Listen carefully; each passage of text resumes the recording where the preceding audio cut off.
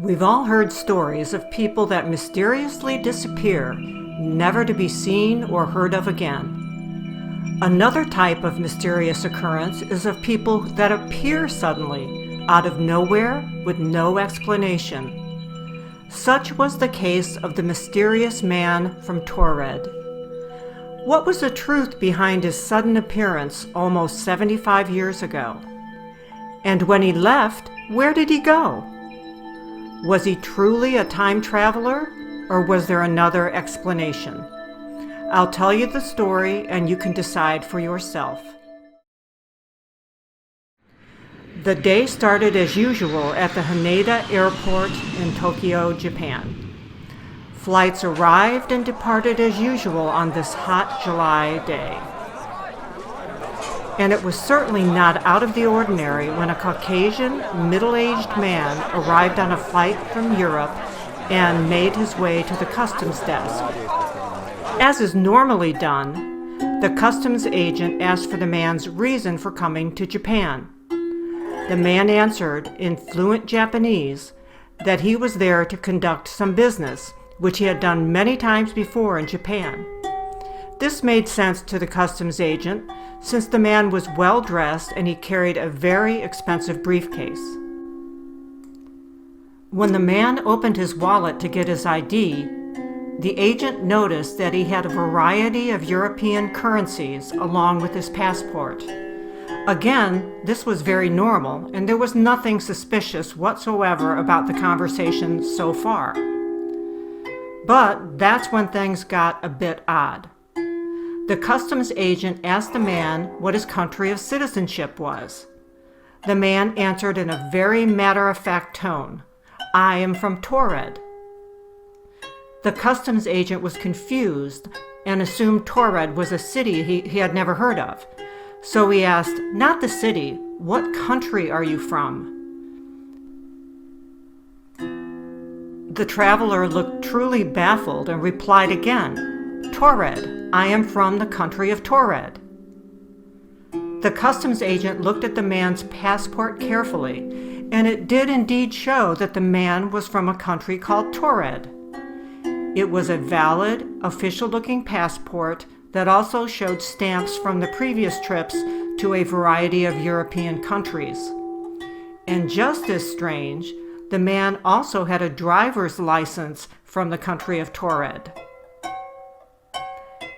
Because he couldn't allow the man through customs with a passport from a non-existent country, the customs agent called the manager, who ushered the traveler to a secure room for more discussion. When questioned further, the man insisted that Taured was a valid country and was located between France and Spain. The customs manager showed the man a map of Europe which clearly indicated no such country in that location. Actually, there was a country named Andorra that was in the exact location that the man insisted that Taured was. The man was clearly distressed, and the customs manager was also very, very confused.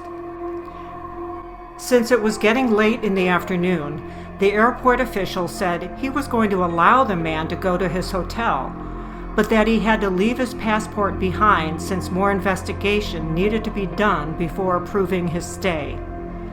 The official also asked about his company name and location, and the businessman left his card with the official before he left for the hotel.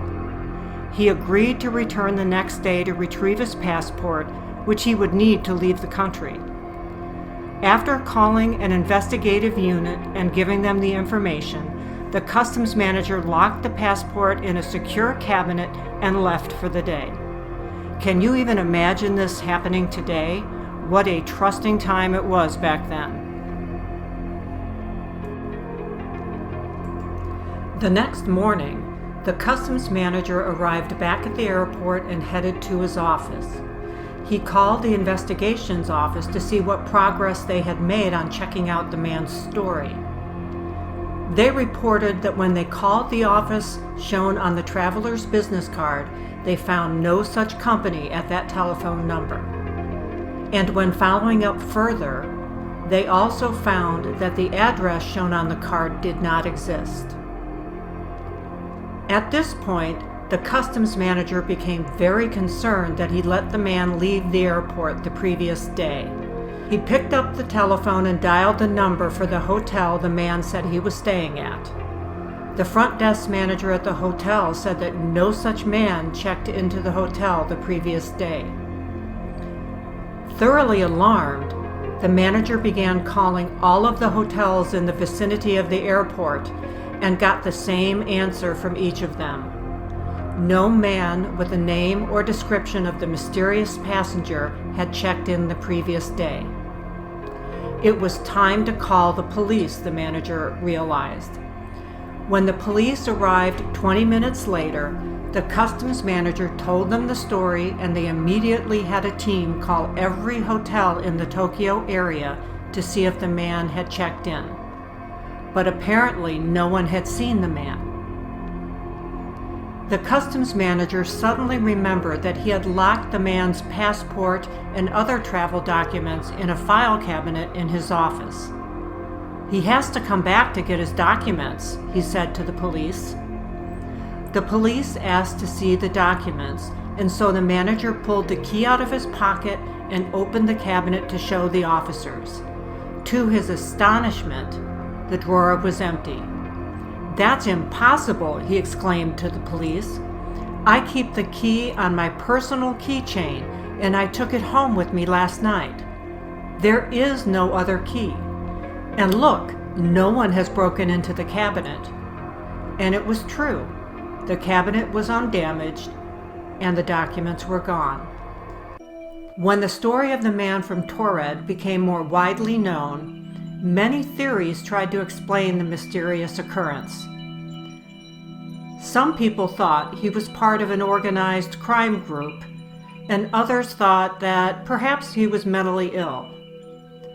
But the most persistent rumor was that he was a traveler from another time and dimension, and when he realized he was at the wrong time and place, he simply retraced his steps.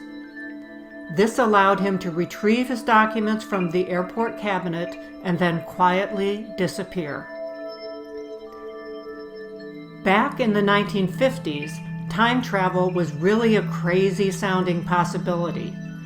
But maybe not anymore. We'll probably never know what really happened that day in Tokyo. What do you think?